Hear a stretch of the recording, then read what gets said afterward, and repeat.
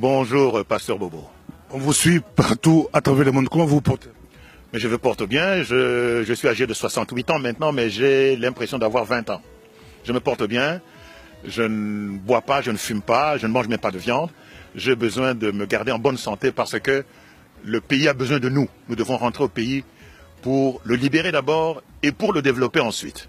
L'histoire oblige, je vous prends pour quelque chose de très important. Vous êtes la première personne, si je me trompe, à pouvoir révéler que Mobutu, le grand Mobutu, était togolais.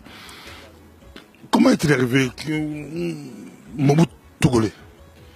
Mais Mobutu, disons au niveau de ses parents, était togolais. Mais au niveau de sa nationalité et de son ethnicité, il est devenu congolais, zaïrois et mbandi. Voici très rapidement résumé l'histoire du président Mobutu. D'abord, j'aimerais préciser ceci. La mémoire du président Mobutu peut supporter la vérité. Sa mémoire peut supporter la vérité maintenant. Parce que pour moi, Mobutu fut un prophète, qui a peut-être mal terminé sa carrière, mais ce fut un prophète. Le père de Mobutu est un Togolais, un cheminot togolais, du nom de Aodikpe. C'est son père qui s'appelait Aodikpe. C'est un cheminot togolais arrivé à Brazzaville en 1928. Donc Mobutu est né en fait à Poto-Poto, Brazzaville, rue Paul Okamba, en 1928. Il est né en 1928.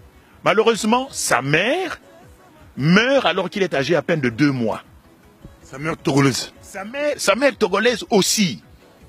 Donc Mobutu meurt, le père de Mobutu est vivant, mais sa mère meurt alors que Mobutu est âgé de 2 mois. Son père se trouvait sur les rails, en train de poser les rails sur le chemin de fer Brazzaville-Océan. C'était un cheminot. Alors, les voisines de la mère de Mobutu qui venait de mourir se retrouvent avec un bébé étranger, puisqu'ils étaient de nationalité togolaise.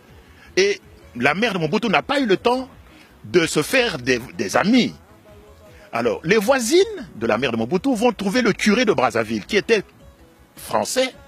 Et comme eux, c'était des Togolais, le père de la mère de Mobutu était des Togolais, eux aussi avaient la nationalité française. Parce que les anciennes colonies de la France étaient les citoyens, la population des anciennes colonies françaises avaient la nationalité française.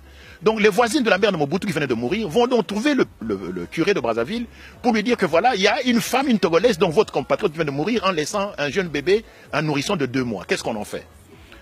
Le pasteur dit, écoutez, écoutez, moi je suis un homme, je n'ai pas de lait à donner à cet enfant. Il réfléchit un peu, il appelle son domestique.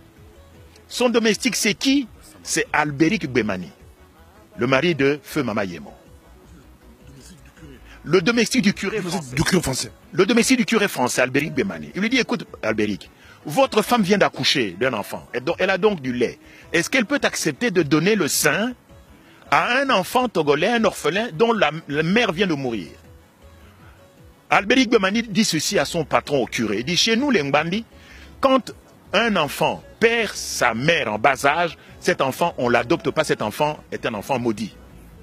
Le curé lui dit, écoutez, ce n'est pas à vous que je m'adresse en fait à votre femme. Allez poser la question à votre femme. Albéric va trouver sa femme et lui dit, voilà, maman Marie-Madeleine, je viens de la part du curé parce qu'il y a un enfant, un Togolais qui vient de perdre sa mère, et le curé demande si tu peux accepter de donner le sein à cet enfant et le curé va te payer. Mais j'ai dit au curé que nous, les Mbandi, on n'adopte pas les enfants dont les parents sont morts ou dont la mère est morte en bas âge.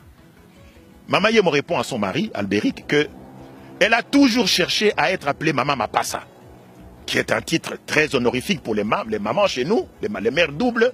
Vous n'avez jamais été capable de me donner des jumeaux. Pour moi, c'est l'occasion ou jamais qu'on m'appelle Maman Mapassa. Amenez-moi cet enfant, comme ça, on va m'appeler Maman Mapassa. Albéric dit à sa femme, écoutez, nous les Mbandi, quand un enfant perd sa mère en bas âge, Mama Yemo dit non, je ne veux rien savoir, amenez-moi cet enfant. Mais là, on peut revenir là, le papa de Mobutu est où? C'est lui qui dit au curé. Nous sommes le même jour de la mort. Et puis, je reviens encore sur vos sources, c'est aussi très important. Oui. On continue les sources. Parce que ça bouleverse les données Mobutu togolais, 100% togolais. Oui, oui. Je vais citer mes sources, mais ce que je vous raconte ici, c'est le jour même de la mort de la mère de Mobutu. C'est le jour même de la mort. Et le père ne sait même pas que sa femme est morte. Voyez-vous, c'est le jour même de la mort de sa femme. Le mari, Aodikpe, se trouve en train de poser les rails sur le chemin de fer Brazzaville-Océan. Sa femme meurt en son absence. Donc, nous sommes le jour même de la mort de la mère de Mobutu.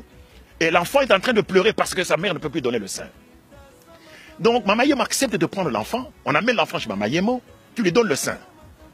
Et donc, Mama Yemo adopte le petit Mobutu. Quelque temps plus tard, le père apprend que sa femme est morte. Il revient à Brazzaville, voir la femme. Donc, il vient à la maison de Mama Yemo, avec Maman Albéric, voir son enfant, qui a été adopté par une femme, une maman, qui lui donne le sein. Et régulièrement, à chaque week-end, le père naturel de Mobutu, donc Odipé, vient voir l'enfant chez Mama Yemo et son mari Albéric. Mais Albéric ne supporte pas de voir un enfant étranger disputer le sein de sa femme avec son enfant. Parce que, je vous l'ai dit, Mama Yemo avait déjà un enfant. À partir de ce moment-là, on commence à appeler Mama Yemo Mama Mapasa. Un peu en rigolant, évidemment, par ses copines. Parce que c'est sa propre copine qui me raconte cette histoire, qui habitait sur rue Lac Moero, dans la commune de Lingwala. Sa propre copine. Elle avait un enfant, je ne veux pas donner son nom, elle avait un enfant qui s'appelait Ferdinand, qui travaillait à la BCZ.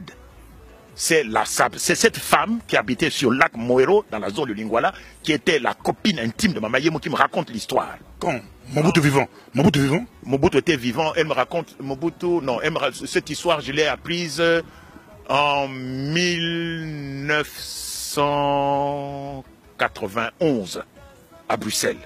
En 1991. Mobutu vivant. Mobutu était encore vivant, oui, puisque Mobutu est mort le 7 septembre 1997. Mobutu était encore vivant. Mais j'ai gardé cette histoire pour moi. Donc, le mari de Mama Yemo, donc papa Gwemani Albéric, ne s'entend plus avec sa femme à cause de la présence de cet enfant. Il se fait que quelques mois après l'adoption de Mobutu par Mama Yemo, une épidémie de variole éclate à Brazzaville et décime les enfants. Plusieurs enfants sont atteints de variole et meurent. Alors l'enfant naturel, l'enfant biologique de Mama Yemo et de Albéric Gwemani attrape aussi la variole, de même que le petit Mobutu. Tous les deux attrapent la variole. Mais c'est seulement l'enfant naturel de Mama Yemo qui meurt. Mobutu survit à la variole, à l'épidémie de variole. Alors, le mari de Mama Yemo dit à sa femme, voyez, cet enfant a tué sa mère. Mais non, depuis que tu l'as prise chez nous, voilà, il vient de tuer mon enfant, notre enfant. Renvoie-le chez le curé. Renvoie-le chez le curé. Mama Yemo répond à son mari, mais non, si je ne vais pas adopter cet enfant, aujourd'hui je serai sans enfant. Et donc, les querelles reprennent de plus belle entre Mama Yemo et son mari. Tant et si bien qu'à un moment donné, Mama Yemo en a marre. Elle plie ses bagages, elle emballe ses bagages, prend ses enfants et traverse et va à Kinshasa. Elle traverse le fleuve. Elle divorce en fait de son mari. Elle va à Kinshasa. Quand le père de Mobutu revient pour voir l'enfant pendant le week-end, on lui dit non, la femme est partie avec ton enfant à Kinshasa. Le père de Mobutu dit, écoutez, je ne peux pas rentrer au Togo les mains vides. Ma femme est morte ici, enterrée ici. Et maintenant, voilà que Mama Yemo vient de partir avec mon enfant. Je dois absolument le récupérer. Il demande à ses patrons de la société de chemin de fer Brazzaville-Océan de le permettre d'aller travailler à Kinshasa sur le chemin de fer Matadi-Kinshasa. Parce que c'est un cheminot. OK? Donc il demande une mutation. Les démarches prennent à peu près 2-3 mois. Finalement, on lui accorde la mutation et Aodikpe, donc le père naturel de Mobutu, traverse à Kinshasa, à Léopoldville à l'époque. Et il commence à chercher l'adresse de Mama Yemo pour essayer de récupérer son enfant.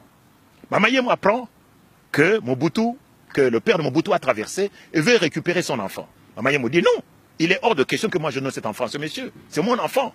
Et qu'est-ce qu'elle fait? Elle monte à bord d'un bateau de l'Otraco, l'Office des transports de Congolais, qui est en fait l'ancien nom de l'ONATRA. Ce sont des bateaux à aube, hein. Donc, elle monte à bord de ce bateau avec tous ses enfants. Et elle va où ça? À Lissala. Son mari Gwemani. Son mari est resté à Brazzaville, évidemment.